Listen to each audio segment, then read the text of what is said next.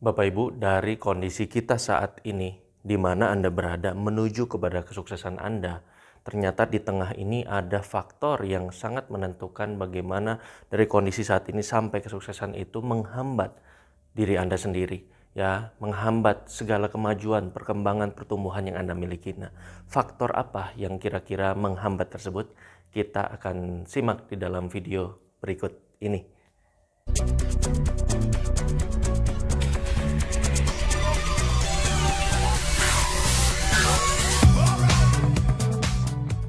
Halo semuanya, jumpa lagi bersama saya Hendy Lianto. Di dalam video kali ini kita khusus akan membahas penghambat di dalam kesuksesan kita, Bapak Ibu semua. Nah, apa sih penghambat yang menjadi penghambat nomor satu di dalam kesuksesan kita? Ternyata ketika kita menuju kepada kesuksesan, kita sedang berjuang, kita sedang berletih, bersusah payah berjuang untuk mencapai kesuksesan. Ada satu faktor yang sangat penting yang menghambat kesuksesan, yaitu yang kita sebut dengan story. Apa sih Pak story? Pak Hendy, story adalah sebuah cerita. Cerita yang kita karang di dalam pikiran kita sendiri yang menjadi penghambat untuk kesuksesan kita sendiri, Bapak Ibu. Ya, nah cerita seperti apa? Kita bagi ke dalam 3 hal. Yaitu pertama adalah yang kita sebut dengan blame. Ya, blame itu artinya apa? Cerita yang kita karang yang menyalahkan keadaan kita, yang menyalahkan orang-orang di sekitar kita, yang menyalahkan mungkin segala kondisi yang ada di sekitar kita. Wah, orang tua saya kan memang miskin, begitu ya, pantas saya nggak bisa sukses. Dari dulu memang begini kok. Kita menyalahkan keadaan latar belakang kita. Ya, kita menyalahkan mungkin COVID. Ya, COVID ini sih ya mulai Maret masuk ke Indonesia dan akhirnya saya nggak bisa ngapa-ngapain. Saya wajar dong nggak bisa produktif, menyalahkan keadaan dengan blame ini. Sehingga ketika kita menyalahkan, pikiran kita sudah memblok kita dan kita tidak bisa berkarya. Kita tidak bisa mencapai kesuksesan kita. Makanya jangan Anda menyalahkan keadaan, menyalahkan segala situasi yang terjadi saat ini. Karena apa? Tanggung jawabnya adalah di dalam diri kita sendiri. Apapun kondisinya, ada kesempatan untuk kita bisa maju.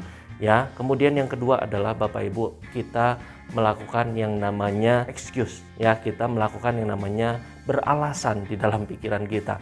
Beralasan apa? Ya beralasan mungkin terhadap kondisi kita, beralasan terhadap kemampuan kita. Saya kan nggak bisa ngomong Pak, saya kan nggak punya waktu banyak Pak jalankan bisnis ini. Saya kan nggak ahli Pak di bidang itu, mana bisa Pak saya jualan.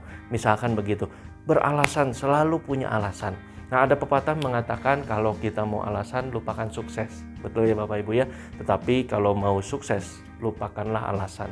Maka janganlah sekali-kali kita beralasan, karena beralasan membuat kita jadi menghambat di dalam perkembangan kita sendiri. Beralasan terhadap apapun, ya beralasan terhadap kondisi kita itu sangat tidak baik. Nah, yang ketiga adalah yang kita sebut dengan justify. Justify artinya membenarkan. Membenarkan siapa? Membenarkan keadaan juga di sekeliling kita. Ya, kita membenarkan, wah pantas sih, ya dia memang orang kaya, ya dia memang anaknya orang kaya, pantas dia bisa berhasil. Dia memang dari dulu udah pintar ngomong Pak. Ya pantas dia sekarang bisa berhasil menjadi seorang pembicara. Dari dulu memang dia cerewet banget loh. Dan ternyata wajar sekarang menjadi seorang penjual properti yang hebat. Nah, itu yang memang menjadi pembenaran di dalam diri kita. Kalau kita sudah membenarkan orang lain bisa dan kita tidak, orang lain mampu dan kita tidak mampu, itu berbahaya. Yang akan menghambat diri kita dan perkembangan kita.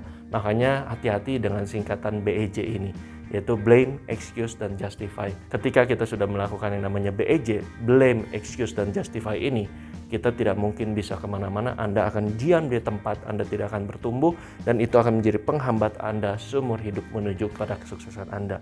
Nah Bapak Ibu, yuk mari sama-sama kita hilangkan beralasan, kita hilangkan membenarkan, ya kita hilangkan Bapak Ibu yang menyalahkan keadaan ini, karena itu tidak akan membangun diri kita masing-masing.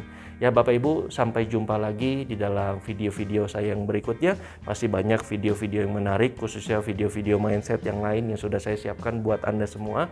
Pastikan Anda bisa like dan juga share video ini apabila bermanfaat buat Anda, dan considerlah, pertimbangkan untuk bisa subscribe sekali lagi buat Anda semua, sehingga bisa membantu perkembangan channel ini. Terima kasih Bapak Ibu semua, sampai jumpa di dalam puncak kesuksesan. Sukses buat Anda semua.